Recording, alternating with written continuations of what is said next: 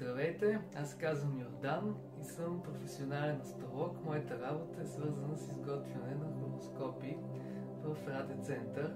В днешното видео ще ви представя здравния календар на Радицентър за 2024 година, като ще опишем съдържанието му и как да боравим с него в нашето ежедневие. За начало можем да кажем, че той се състои от 4 концентрични кръга, като най-външният ни кръг показва поредният номер от годината. Като за ден 1 се взима точката на зимното слънцестоене или деня 21 декември, най-късия ден от годината. В вторият кръг ни е юлианския календар с 12-те месеца.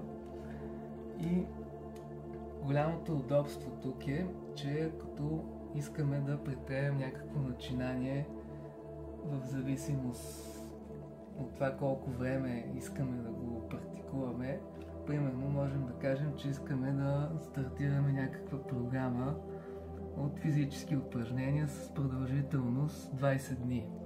И виждаме днешния ден, ако искаме от днес, разбира се, да започнем, 28 март. Това е 99-я пореден ден и като изчислим и прибавим 20, може да видим, че нашата програма би завършила на 17 април или 119-я ден.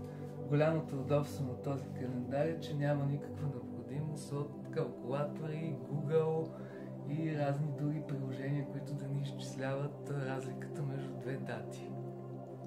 А за да определим още по-добре дали този момент е подходящ за стартиране на ново начало или за привършване на някакъв вид задачи или проекти, може да го съобразим с лунния календар, който е в третия кръг. На него са изобразени лунните фази за всеки месец. Като нещата обикновено стартират при нова луна и придобиват кулминация при пълнолуние. И така можем да си направим разчета, примерно, дали този период за правене на някакви физически упражнения с цел укрепване на организма се синхронизират с движението на луната.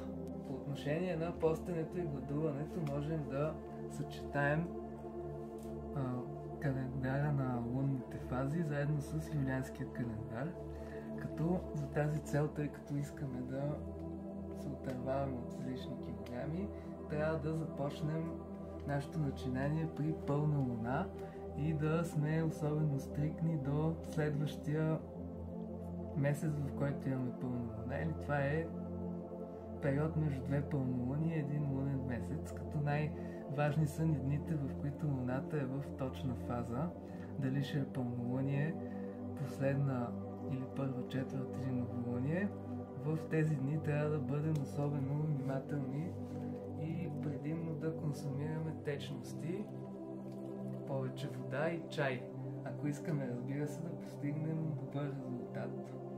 А хубавото на този календар е, че можем да видим точно кога имаме настъпване на пълнолуние и съответната лунна фаза.